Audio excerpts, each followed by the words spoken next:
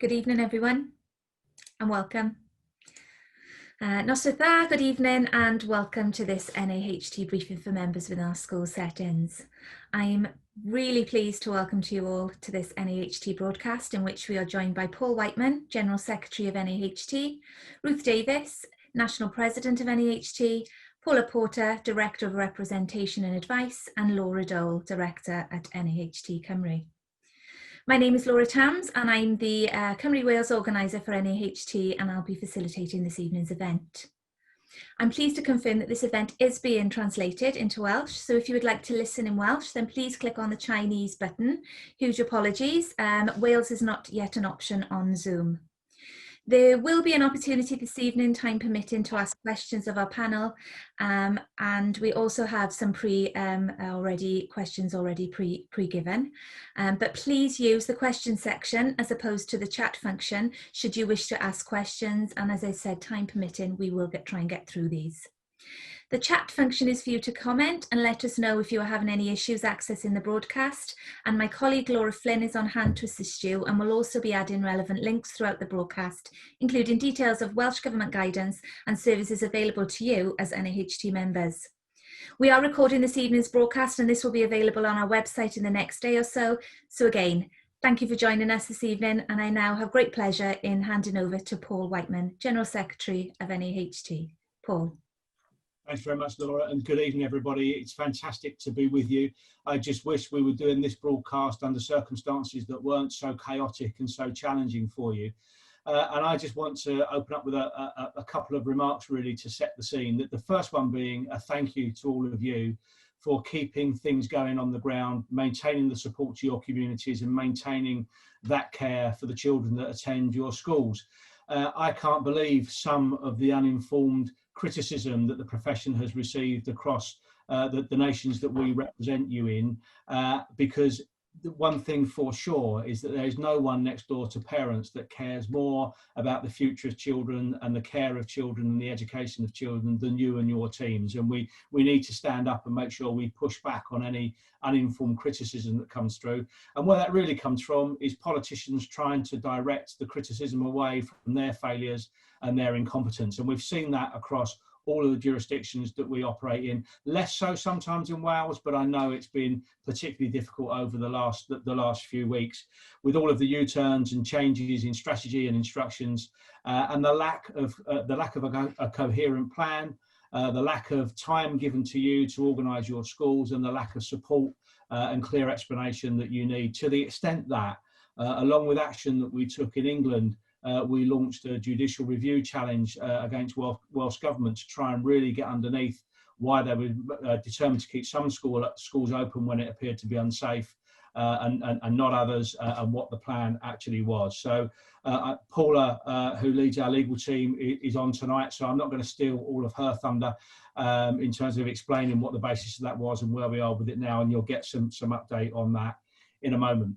My second kind of acknowledgement really is to our committee and our team of staff in Wales. What a fantastic committee you've got. They meet regularly, they put me under pressure to make sure that we give the right support to Wales and to make sure we're making the right arguments. And then the team of staff that we've got there have been working tremendously hard throughout the Christmas break and in the first few days of the new term as well, to make sure that we try and get some sense from government and we try and hold them to account to make the right decisions. Not always successfully, but how can you do that always successfully when you have such incompetence in all the governments in the UK right now? But let's continue to do that, and hopefully we get a decent settlement for the children in your care. So there's the two thank yous.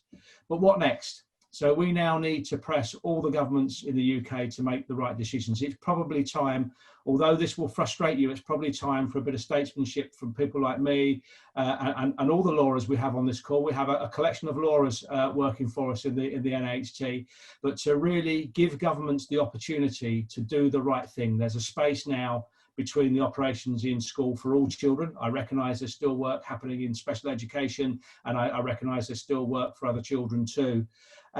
But what we need to do is make sure that the space that we've created can be used for the governments to get alongside you as the experts in the profession, to listen to your advice, listen to your commitment and learn from it so that we make the best arrangements and the best opportunity to have a long-term and sustainable return to face-to-face education from the most appropriate moment. And they really do need to listen to you. So I'm going to let Laura now tell us exactly where we are with those conversations and to build upon that. But my pledge to you from the union's kind of headquarters is that we're really keen to make sure that our headquarters effort is as close to Wales and Northern Ireland as it can be, and the efforts in Northern Ireland and Wales be as close to the efforts in headquarters, because we're fighting similar battles with the same stresses and the same strains. We can learn from each other, and let's make sure that support delivers everything that it should do for members. So thank you for having me along this evening. I'm really interested to learn from your questions and your comments to make sure that we bring the right support to you. But for now, I'll hand back to whichever Laura's in the seat. But really nice to see you. Thank you, Paul. Yes, I'm going to pass over to Laura Joel now, Director, NAHT Cymru. Thank you, Laura. Thanks for that, Paul. Good evening, everyone, and thank you all for joining us at what can only be described as an incredibly difficult time. Since December, schools in Wales have once again been thrown back into a world of uncertainty. On December the 9th, NAHT made the reluctant decision to call on the Welsh Government to close school sites for the last week of the autumn term and revert to online learning. This marked an unprecedented step for the Union in Wales and came as a last resort to try and safeguard the health and well-being of our members, your staff and learners. The Welsh Government ignored that call, with only the local government employers stepping in and making their own decisions to continue education remotely. Throughout the Christmas break, we have continued to meet with government officials to discuss January return plans. Given the fact that Wales was put back into a national lockdown on December the 19th, despite the fact the shielding advice changed to the extremely vulnerable people in our communities, advising them to stay at home, and with the emergence of the new variant, unions felt sure that change to the national picture would mean schools would not reopen and would revert to distance learning once more. On December the 30th, I met again with government officials, only to be told that there was no evidence that suggested school sites should stay closed, and that arrangements that were put in place before Christmas for January should proceed. No details were given to us on the new variant. No details were given to us on the update or whether or not we needed to update risk assessments. And there was no acknowledgement, crucially, of the stress and anxiety facing our members at the thought of going back to school with so many unanswered questions. This placed you in a very vulnerable situation. Following an emergency meeting with the Welsh executive officers and our NAHT General Secretary Paul Whiteman on New Year's Eve, NAHT Cymru instructed Queen's Counsel to examine the government's announcement and outline the legal options available to us. As Paul has already mentioned, as a result of that meeting, we commenced preliminary steps for legal proceedings against the Welsh Government. Now, this represented a significant step for us, for any union to take, and it was not a decision that we took lightly. The legal process we instigated covered a wide range of issues, including the scientific advice the government was drawing on. And as Paul's already said, Paula will provide us with an update on that shortly. On Monday, when many of you were back in school preparing to support face-to-face learning in the coming days, the Welsh Government reviewed its position and closed schools to face-to-face learning until January the 18th. None of us wanted schools to close. For the last 9 months, you have worked tirelessly to keep your schools open. You have drawn on the innovation and skills of your team and put in place some truly remarkable plans for your learners. You overcame every challenge, opened your schools to completely new ways of working, even coordinating some of the best virtual Christmas concerts for your learners to make sure that they felt happy and secure in school in the run-up to Christmas. You did that. No one else did that, you. Closing schools is not your fault. COVID is not our fault. You have done all you can to keep your sites safe as possible. It is simply not safe to continue when you do not have the information and the evidence, the tools that you need to make your schools safe. You should be as proud to be a school leader in Wales as I am to represent you all. So what is NAHT Cymru doing to support you now? Well, we are continuing to meet with government officials this week to look at two key areas. One, what mitigating measures can be put in place to begin to look at reopening schools, and what could blending look like when it is safe to do that. I met Education Minister Kirsty Williams and Local Government Minister Julie James on Tuesday to start these conversations. Crucially, the government is calling on school leaders to come up with suggestions of workable blended learning plans. They are at least listening to our calls to work with the profession. The government, in our view, should establish a properly organised, resource and funded lateral flow testing regime for schools in place of the ad hoc, under-resourced system currently being proposed. Work must be undertaken with school leaders and Public Health Wales to establish and agree new COVID-related safety measures in schools during this temporary restriction. There needs to be an urgent review of its approach to special schools and PRUs to protect all staff and pupils in those settings. For the Education this week to say in her statement that special schools and PRUs should remain open where possible, once again demonstrates the complete lack of understanding of the complexities of those settings. Special schools and PRU staff are at an increased risk because those settings cannot maintain all recommended government mitigation measures to keep staff and learners safe. The government must realise this and not put the burden on whether or not to open on those leaders. The government has not done that in primary or secondary schools. School staff must be made a priority group for vaccinations.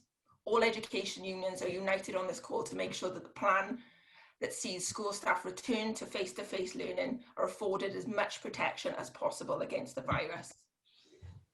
Once these issues have been addressed, then we can look to an orderly return that we all want.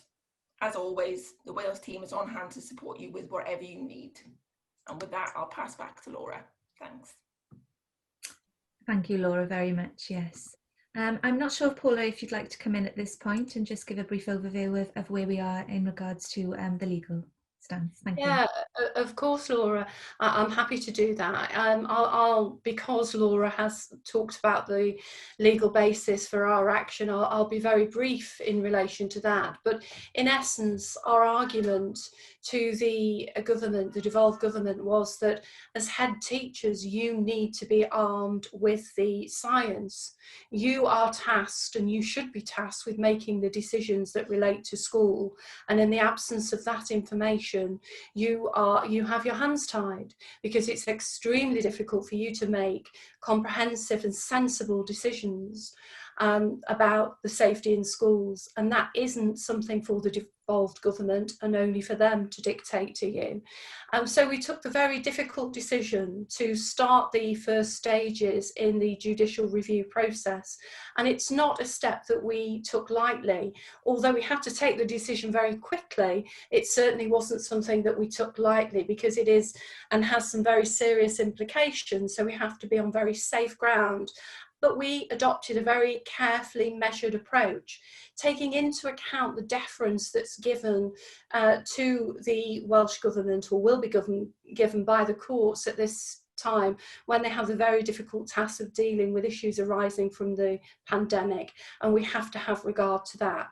And we felt that our request for information was a very balanced and reasonable request. And I can tell you that after a short extension that was granted to the department dealing with the response, and we had to grant an extension, of course we did, because we've asked for very extensive information. We have had a response. It came in very late this afternoon, and we've not had an opportunity to digest all of the very considerable material that's been provided to us. But we will look at that very carefully, and we will determine the next steps as a consequence of that, and we will communicate any further developments in that regard with you as soon as we're in a position to do so. But I hope you appreciate that we had to move quickly. We had to make a decision to instigate the first steps in that litigation in order to protect the interests of our members. But it's good to have the opportunity to talk to you now and explain the basis of that legal action. Thank you, Paula. And it would be remiss of me not to mention, following Paula's communication message, that if you are not receiving our emails, our frequent emails and communications out to you, then would you be kind enough, and this will be popped in the chat box in a little while, to email cymru@naht.org.uk. We can then make sure that all your details are up to date and that you are getting all the messages that we send out. I'd like to move over now, if we can, to some questions that we've actually been asked prior to the broadcast this evening. Thank you to those people who are currently popping questions on the questions and answers, and there is a very common thread to them, so we will try and get through as many as we can. But if we start with a question we've had pre-submitted. Previous claims that keeping schools open doesn't spread the virus now appear questionable, and Welsh Government's reluctance to offer ample warnings of what will be required of us is leading to worry levels of anxiety. Should NAHT be strongly advocating digital learning until the end of term?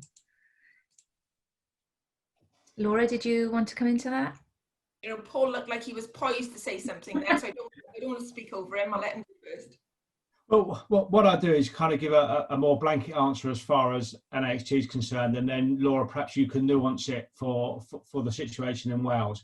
It's a tremendously difficult balance that we need to strike between saying restrict access to all schools for a tremendously long period of time and the spread risk because of the damage that will do to children's education. So we obviously our first priority is the health, safety and welfare of the members that we represent, but I know you also worry immensely about the education loss to children as well. So that's a balance that we need to strike. So it goes back actually to the very many reasons we did the judicial review applications in both England and Wales.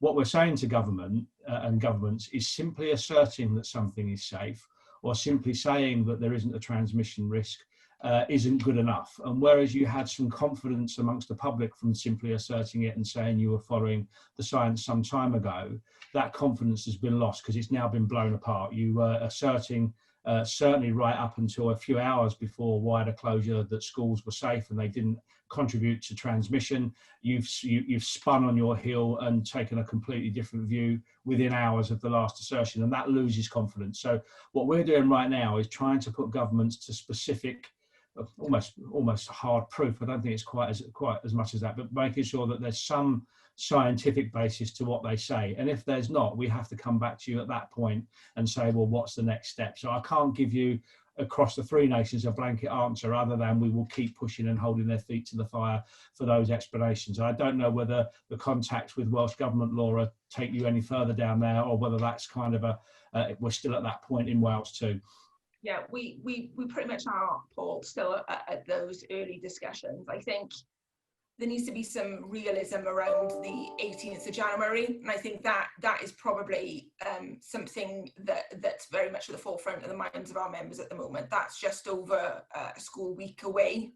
And do we want to be in a position this time next week where we're having the same conversations around last minute changes? I think the reality of the situation is that Welsh Government, of their own, they've admitted this themselves, they do not have a plan for blended learning return for January the 18th at the moment. Given that we only have 7 working days left in school, how are they expecting a plan to be put in place by that time that is fully risk assessed, that has the confidence of parents and staff to be able to instigate that plan? And I think that is an obstacle for us, because I just don't think that we are going to have that information to be able to make those judgments before the 18th. As you rightly say, Paul, it'll be for us then to come back to members and have those further discussions. What is frustrating, and I know is frustrating for our members, is that you look at other nations and the approach that they are taking. They are in the same position, they have a lack of information, so they've put a pause on face-to-face learning till the beginning of February or February half term to allow further research, conversations with the profession to take place to put a more strategic plan in place. Unfortunately, Welsh Government hasn't done that, and the knee-jerk reaction of reacting to whatever anybody else is doing at the 11th hour seems to be a bit of a pattern. We're certainly pushing for a more longer-term strategic approach with the government to say, look, this simply isn't acceptable to leave it to the last minute. You're causing a huge amount of anxiety for schools. You're causing a huge amount of anxiety for parents who, with every knee-jerk reaction that you make as a government, their confidence is being chipped away at. And that's something that's of huge concern to us. Thank you very much, Laura. On the subject of risk assessment, the next question goes in to say that I am being asked by staff to supply them with new risk assessments regarding the new variant, or else they will be informed by their union to issue a Section 44 notice on the grounds of health and safety. What can I do? So just in terms of, Paula looked like she was going to give you a chapter and verse legally there, and I won't stop her for long, but it gives me an opportunity just to talk about some of the work that we're doing alongside the other unions as well at this point. And certainly at General Secretary level, there's a level of understanding about how Section 44 letters are being used and not trying to cut across one another. Now, I'm not sure that's translating absolutely to how I want it to work on the ground. So I absolutely hear your frustrations there. But the position that I'd like to get to is that the government has given you enough satisfaction as leaders that you're confident in your risk assessment. I don't think you're there yet, and that's why we went along with the judicial review application, because you didn't have that information. I saw in the chat that there was a document about the new variant dated November that was beginning to discuss this, and that's why the confidence isn't there. So I think really what we're saying is look, when governments won't give you the information, when governments won't support you in the way that you need to, then all workers have to rely upon is their statutory protection. So I don't step across that line and criticise members of your teams that say, I don't think this is a safe working environment. But what we have to get right is that's not your fault as school leaders. That's the fault of a government that isn't giving you the right information. So therefore, we have to protect you, that if you're in a position where the service you're able to organise or the education you're able to deliver is affected because you have lots of members of your staff saying, no, I don't trust government, I don't believe government, I'm going to rely on my statutory rights. We protect you as individuals as much as we can, and then we start to deal with the fallout collectively of what that means for children in your care and the education that you can deliver. So really what the unions are using that for is to put, whereas we're using the legal process to hold government to account, they're using it's not action, it's not industrial action, they're using the reliance upon statutory protections to make the point as well. So I know that doesn't give you a nice easy answer, and as we get closer to the 18th, I think it will be incumbent upon us as a trade union actually to say, are we getting close to satisfied on your behalf, and if we are, explain the reasons why, and if we're not, begin to organise our response in a way that you can be confident in and is you know, understandable for you as well. So that's how I'd like to come at it. From a kind of a high level, and then we have to make that work in each of the individual contexts in Northern Ireland, Wales and England. But I'll hand back to colleagues in Wales to see where you are on the 18th, because no doubt you've been talking about that pretty much constantly. Yeah, Paula, did you want to come in on that? It was only a small point actually, and it was just in terms of risk assessments. And I think it's really key that you realise that a risk assessment cannot eliminate every risk. It is there to mitigate it. And when carrying out your risk assessment, you have to have regard to the risks that you're aware of. And of course, we don't have enough information yet about the COVID-19 variant to risk assess that accurately, but we do have some information about how the government recommend we mitigate those risks. So that's what we should be looking for, and we need to always remember and reassure ourselves that the risk assessment is the starting point in determining what steps you can take as a leader in opening your school in terms of staff levels and opening it to children. So it's a great document, but it's a live document. It's changing all of the time, and you can't speculate in there. You have to use the information that's available to you in order for that to be an accurate risk assessment. Yeah, and just to kind of add to the conversations that are ongoing with Welsh Government about that at the moment, you know, we've made it abundantly clear to them that our members cannot update their risk assessment if they don't have that information. We don't have additional information on the new variant. The government says it doesn't have that information available. I've made it clear that if you want schools to return to any kind of face-to-face learning, we need that information. The unions are working together around some local difficulties that there are between different unions on this issue, but we are united, and I have been speaking to union leaders across Wales on this issue to say, look, this is the situation. This is not head teachers trying to be awkward. This is not head teachers not wanting to cooperate. This is head teachers' hands are being tied because they don't have that information. As always, if there's ever a problem locally, our local officials or regional officials are on hand to support any member who is having difficulty.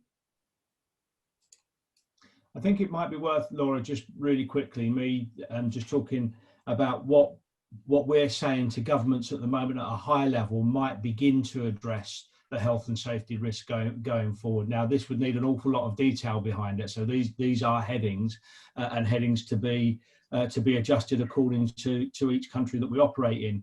But the first thing it seems to me is if governments are saying that education is the priority next to the health service, why aren't school teams further up the vaccination priority list?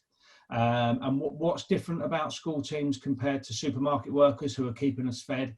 Well, the difference is it's only in schools where you're taking the most infectious cohort of the population and putting them in very confined spaces in the middle of winter when you can't ventilate them properly for very long periods of time without any PPE or safety measures.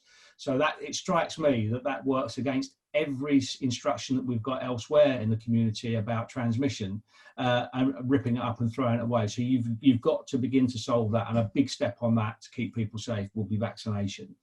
Then a properly resourced and supported testing regime alongside education. And I don't mean what we're experiencing elsewhere, and I'm not sure to what extent this is still an argument in Wales or whether we've solved it, but testing, I mean, administered by people that are properly trained and properly supported and funded, not teachers and TAs and others in school discharging that. And then once we've got those two things, we need to agree the new systems of control within schools. What is it we do? How much social distancing can we achieve? Very little in school, we know that, but what should our ambition be? What else do we need to do in terms of the way we work in school to keep it safe? What PPE do we need? I've noticed on the television over the last couple of days, people predominantly in nursery schools in England that are still open buying PPE for themselves now, rather than knowing whether it's the correct PPE and it being provided because of the level of concern in there. And once we've got that, that's really important. But then what's got to follow is money to support what you're doing. You shouldn't be worried about budgets, and you shouldn't be worried about how you buy what you need, and returning that sense of agency and support to you, that you can make decisions locally without fear of criticism to keep the children, the staff and the community that you operate within as safe as possible. And if you make an error in doing that, it should be an error on the side of caution for which you shouldn't be criticised for, rather than taking an extra risk. So that's broadly what we're arguing now during this period of kind of step back from complete opening for everybody. And I think that's a difficult list for governments, but I think it's a reasonable and sensible list. And that's really where we want to get to in the three nations. Yeah, thank you, Paul. And you touched on really the next lots of questions coming in around vaccines. So can I please ask where we stand in relation to NAHT lobbying for schools staff to be a higher priority in the vaccine rollout? Yeah, so we're calling for it. I mean, it's one of those things where the decision on who's first in the priority list is sitting with clinical committees as much as it's sitting as a policy question. And looking at, the first thing is keeping people alive. So that's why it's the older, more vulnerable group first of all. But I think we've moved now also with the new variant into a different objective as well, which is to stop transmission and keep schools open at the same time. And those two things are in conflict right now. So I think that although we might have an age group or age groups in there that might not be quite as at risk as the over 70s and the over 60s, it is still a risky area. So I think there's a very powerful argument for moving us up the list for vaccination, and we're petitioning every government at every opportunity at the moment to make the right decision on that. So all I can tell you is that we're asking. We're being told that the arguments have been heard, and they've been heard by a relatively sympathetic ear. Whether that translates to action or not, we're yet to see. Thank you, Paul. Thank you. So the next question talks around special school settings and PRUs, and it's asking what support is out there, or what support will we have from NAHT in regards to the announcement that these are to remain open? So I'm going to have to confess a bit of a cloudy knowledge about what's happening in the Welsh context in those areas. So I'll let you start, Laura, but I'm more than happy to come in then in terms of the support that we can bring from the centre on this one. So Kirsty Williams' statement this week on reverting to distance learning for primary and secondary schools, there was a line in the statement that said special schools and PRUs should remain open where possible. So this huge question mark around whose responsibility would it be to make that decision. So the government made a stupid decision about primary and secondary, but left the responsibility to make decisions on special schools and PRUs solely in the hands of the leaders in those schools. I've had conversation with officials on this this week, for 2 meetings specifically around special schools and PRUs, and there is generally a complete lack of understanding of the complexities in those sections. There just is. There's a complete lack of understanding, despite the numerous conversations that we've had around this. When we first saw the mitigation measures back in March and April, when Welsh Government said that this will be fine, everybody can maintain social distancing, there's not an issue, or if there's an incident in a special school, you know, they just pause and put on their PPE, full PPE, and then they can deal with the situation. Similarly in a PRU, and you know, it took a lot of conversations to say to them, do you understand what it's like to be in a special school? Do you understand that there is no time in a PRU if there's an incident to down tools and put on full PPE before you jump in to rectify the situation, to safeguard learners or other members of staff? This isn't a reasonable expectation. As a result, we've got members, and I'm sure there's members on this call of both schools, that have seen huge numbers of cases of COVID in their settings. Welsh Government has turned back around and said, well, you know, we've given you the list of measures that you should be putting in place. What is the problem? Well, the problem is that those measures are not suitable in those settings. We continue to have those conversations and lobby as hard as we can on this issue because the government needs to review that situation. We understand that other organisations such as the Children's Commissioner is wading in heavy on this situation, concern around children with additional learning needs. We share those concerns, our members share those concerns, our members are as concerned as anyone about those learners. However, as we've already said, the priority has to be the health and safety of everyone, and it cannot be the case that the burden of responsibility is put on the leaders of those settings to make those decisions when, as we already know, they simply don't have the information to make an informed decision. So can I just, are we in the same situation that we're in England then, where everybody in a special school, for example, is considered to be vulnerable automatically without any knowledge about their individual circumstances? Is that playing through in Wales too? So very similar issues then, and very similar solutions, I think. I think the immediate thing, which is disappointing, is there isn't a button we can press that brings immediate relief. And the stories that I'm hearing from school leaders in that context at the moment is the only solutions they're bringing right now rely upon the relationships that they have with families and the community in terms of having conversations about where it's best for a certain child to be right now and trying to get the balance right. Now that's not acceptable, that's not good enough. There has to be a different solution to it, because you will also get some families that come with a sense of entitlement rather than the sense of what do we need to do for the common good to keep everybody safe. So there needs to be some more certainty around that. So we're continuing to press government on those issues. It may be that we have to press on those issues through routes that we've already begun to explore, depending upon the answers that we've had from them in terms of legal proceedings. So all I can do now, and I know this is unsatisfactory, but I'm just being honest with you rather than give you a gloss that isn't fair, is to ask for your patience and your continued hard work, and we will try and find that solution for you through any way that we can. And it might be at some point in the future we have to rely on Section 44 for you as school leaders. I hope that's not the case, because none of you want to close unnecessarily to all of the pupils that you have in your care, but we will have to consider all of those options available to us as we go forward. So I'm sorry, I know that's not the polished and immediate answer that you want, but we are working on it. Thank you, Paul. Thank you, Laura. Yeah, just to come in on that, you would have received communication today as members regarding a meeting tomorrow. This is aimed at members within our special schools and PRUs. This is about us wanting to hear from you directly in ways in which we can support you as we understand the immense pressures you're under. If you haven't received this invite, please again just email us at cymru@naht.org.uk and I can look to send that out for you. Number of the questions are asking if Welsh Government would be kind enough to inform school settings before the media, and I just wanted to come in on that because this was something that we discussed with Kirsty, for those of you who were at our last broadcast, that school settings were finding out in some instances, as were trade unions, on turning on the BBC 1 o'clock news. So I can assure you that we're working really hard and we are lobbying Welsh Government to ensure that these messages are made quickly and they are fed out to you, the professionals in the sector, before going out to media outlets, because we're acutely aware of the pressures of parents on your school settings. So yeah, we will continue to lobby and make that point across. I'll go to another question if I can. It says, I am a secondary head teacher and I understand that my school will be offered to take part in the lateral flow testing. What is NAHT Cymru's view on this offer?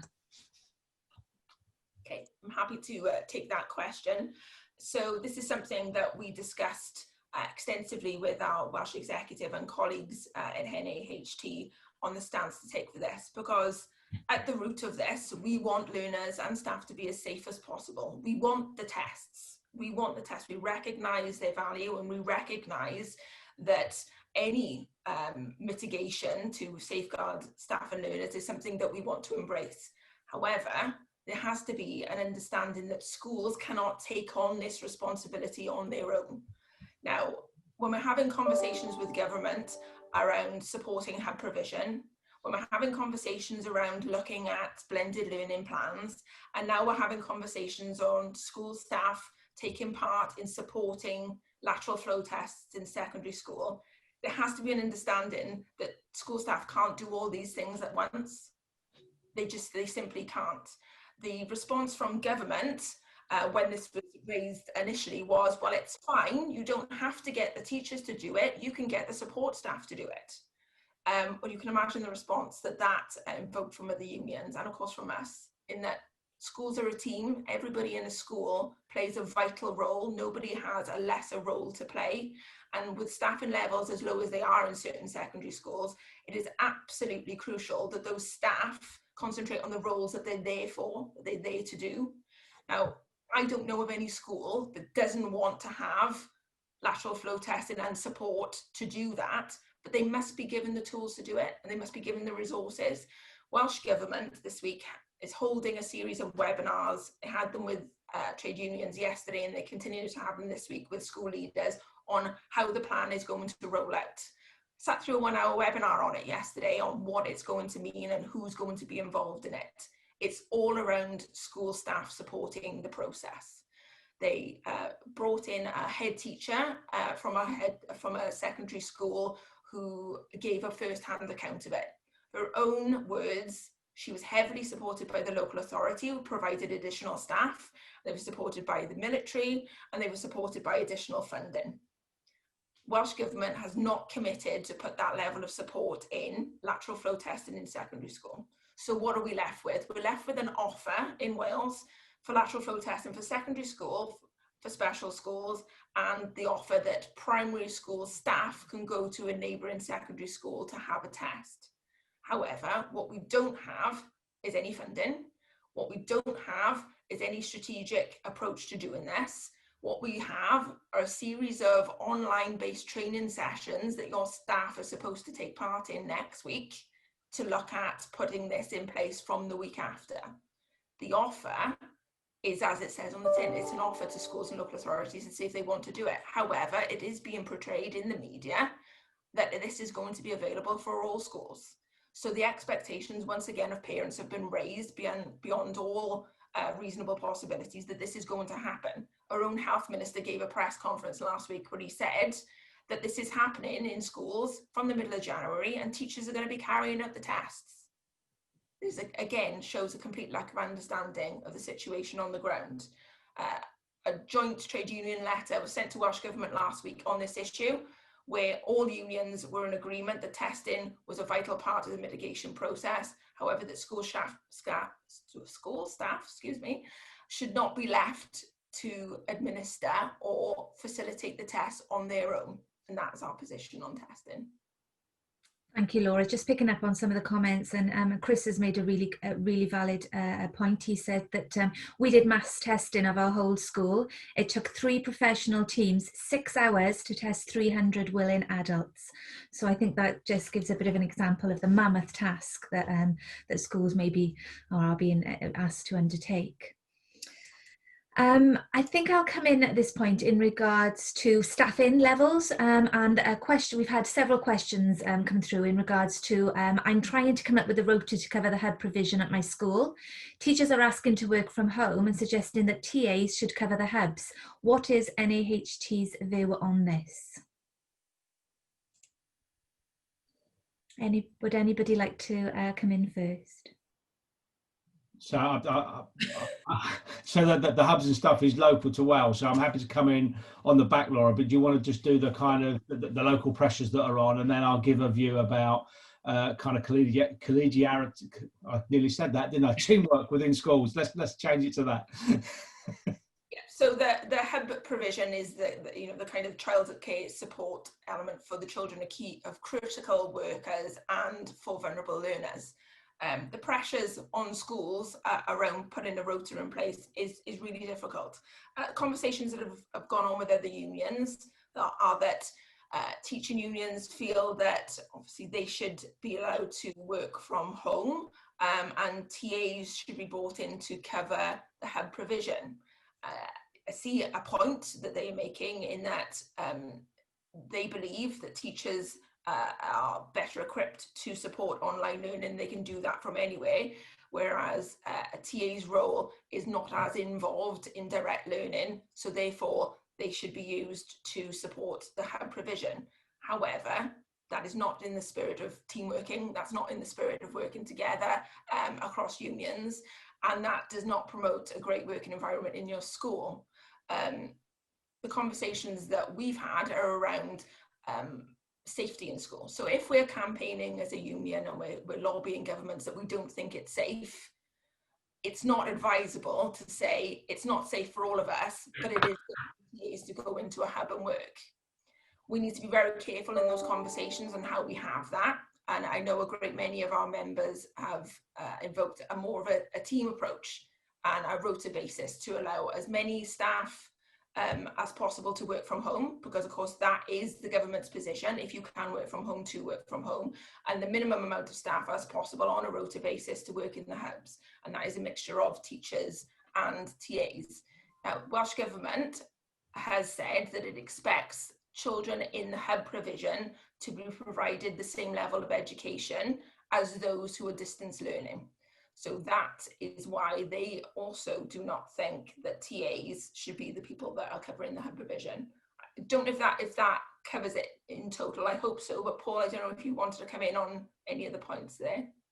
Well, only at General Secretary level, the way we're trying to deal with each other in unions is that we're all subject to the same stresses and risks in the middle of this crisis, no matter what your professional qualification, what your role or what your status is. And therefore that calls upon the very best traditions of trade unions and trade union membership to try and help each other through these difficult times. So one union asserting that it shouldn't take part in a certain level of work doesn't really help with that. So I'm certainly arguing at the centre, look, come on, let's have a little bit more cooperation with leadership teams at the moment. Let's not put let's not transfer every failure of government onto the shoulders of school leaders who are there to try and find solutions for your members as much as our members and as much as the communities that we serve. So blame government.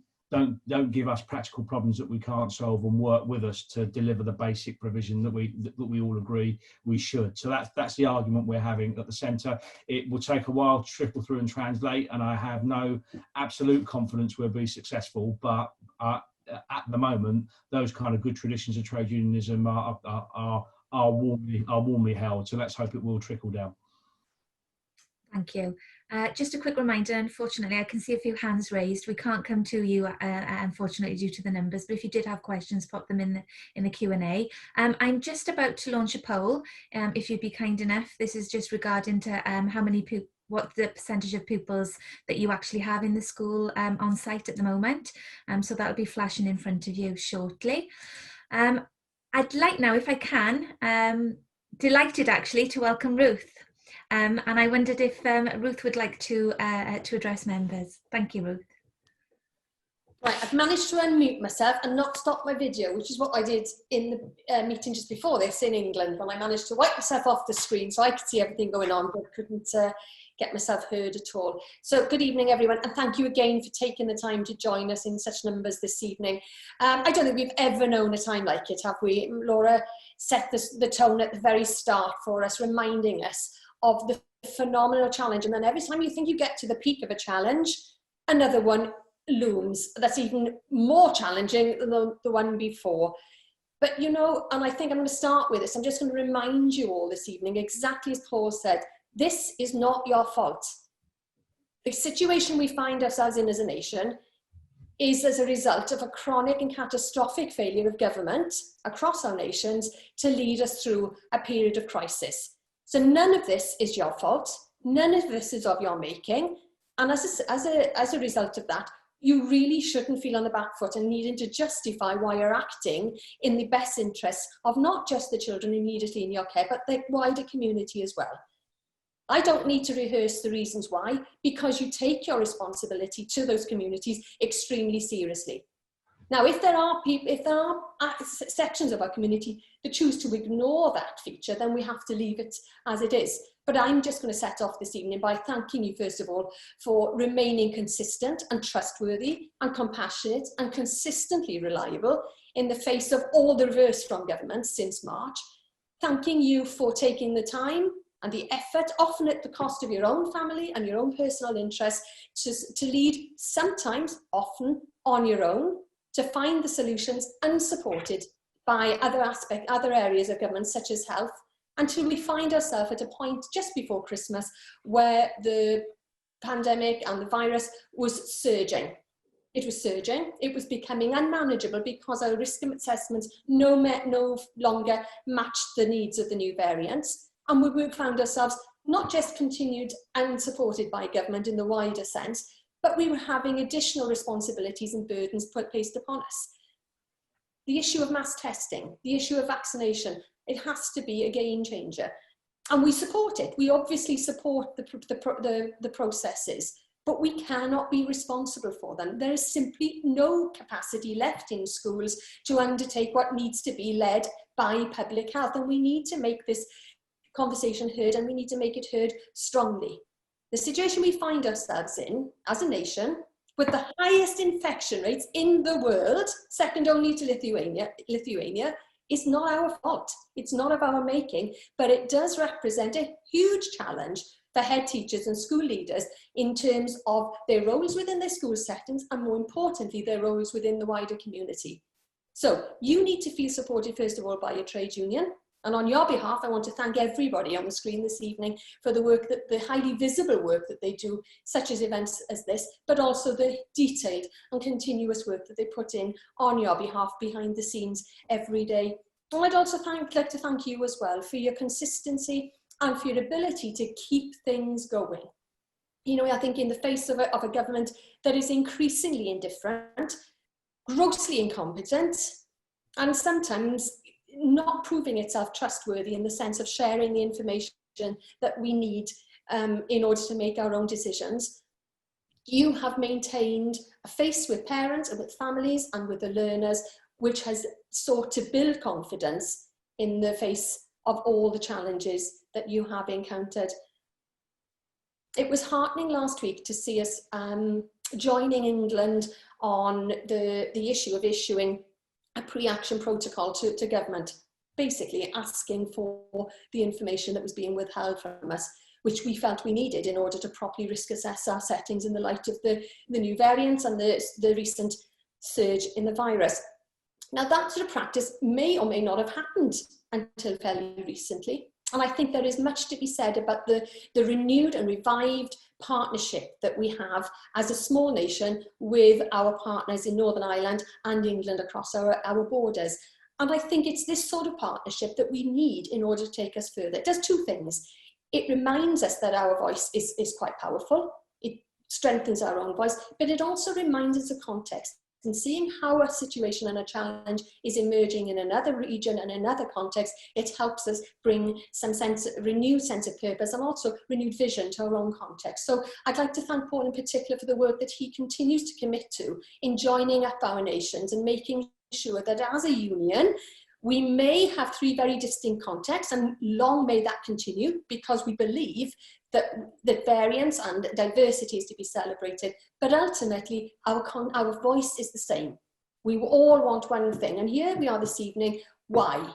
Because ultimately we want our schools to reopen. There is not one of you, I've been looking at we've got 340 participants on this evening, and I'm guessing that you all join with me in this unified ambition to reopen our settings, but that can only happen in the context of a safe plan. And for that safe plan to work, we need partnership, real partnership, from national government at Westminster, but most importantly within the devolved government here in Wales as well. And we need partnership and true leadership from Public Health Wales. We need to know the information, and we need to be part of the decision-making process. We need to know before the meeting. We need to be finding out, not as we go along, but in a well-prepared way. I think in terms of the lateral flow tests, as Laura so eloquently described, there's simply not the capacity within schools as well. But the other issue with something like administering a lateral flow test and any other health-related activity that is needed to free up our settings to be open again, we also need to remember that what we're asking is to be freed up to return to our core purpose again of teaching and learning, because that's ultimately what we're about. And I think we've managed to somehow balance the two. And I think we have to get to a point where we understand that no further additional activities that really belong to someone else can be incorporated into a school setting without it starting to significantly impact on our ability to provide that core business. This year isn't going to look like the year that we would have wanted for any of our year groups. We will make it the best that we possibly can. But going forward, I'm thinking from whatever the rest of this term holds, next term and the new academic year, we owe it to our learners and to their families to remember that they get one chance. And that one chance in this particular context needs to be supported by a safe plan, so that when we do reopen schools, we reopen them in a sustainable manner. A safe manner, but a sustainable one as well.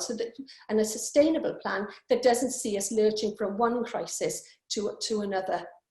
And in order to arrive at that position, we need two things. We need a strong partnership with government, but we also need your voice. So thank you for the detail that you're supplying this evening, but we need you to continue to supply that detail for us, because without that detail, without that relevant context, then our position, speaking on your behalf to government, is severely weakened. So thank you for turning up in such numbers again this evening. Keep fighting the fight. Remember that you're on the side of rights and that this isn't your fault, and that you've made a magnificent charge forward on behalf of your learners in the face of overwhelming challenge and opposition from sources that really should have been supportive ones. You're not forgotten about.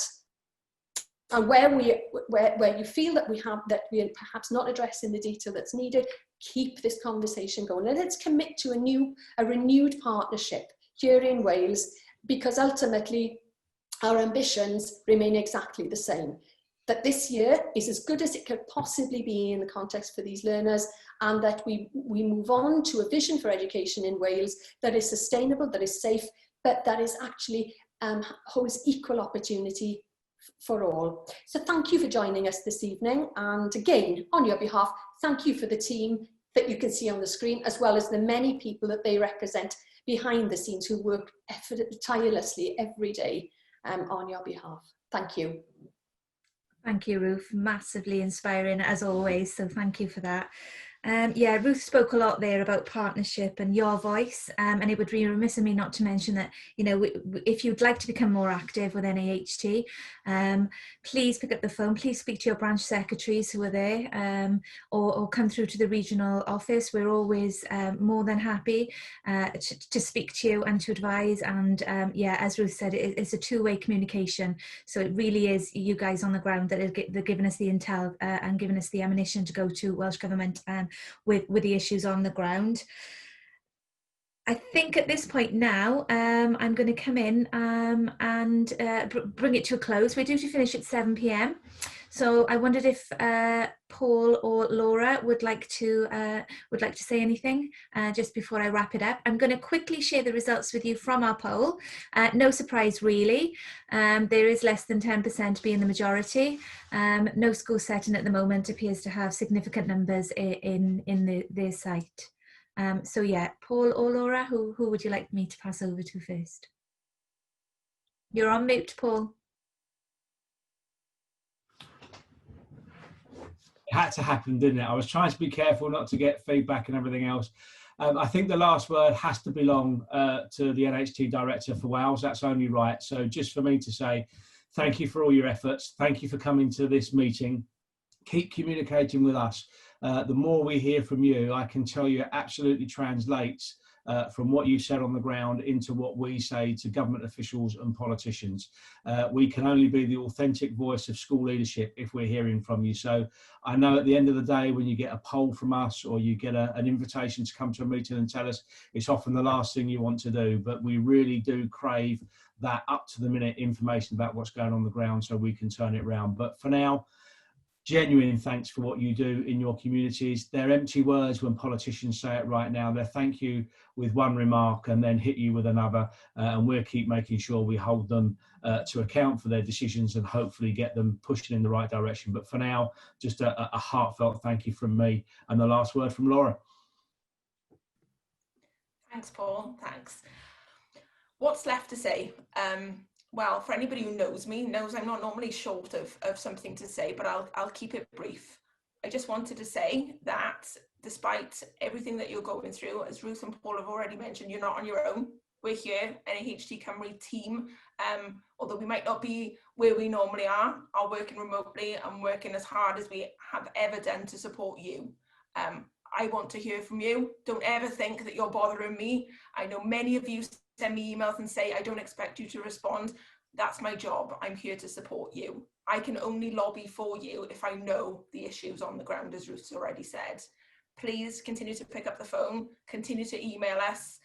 Please read my communications, and if they're not relevant, I apologise. I'm trying to give you as much information as I can to help you make those informed decisions. Our resolve, our continued dedication to lobby on your behalf will never waver. We will continue to put our members front and centre, and I hope that what we do has a real impact on your school and your setting. We all want schools to move forward and come back to face-to-face learning. We all want to pull together to make that happen, and I will do everything in my power as Director of NAHT to support you with that mission. Thanks, everyone. Yes, thank you, Laura. So all that's left for me to say is to extend my sincere thanks to Paul, Ruth, Paula and Laura, and of course all of you for attending the event that was put on at, very quickly, but I think that's how we're all working at the moment. So yeah, a great thanks again here, and all that's really left for me now is to say thank you and hwyl fawr. Thank you.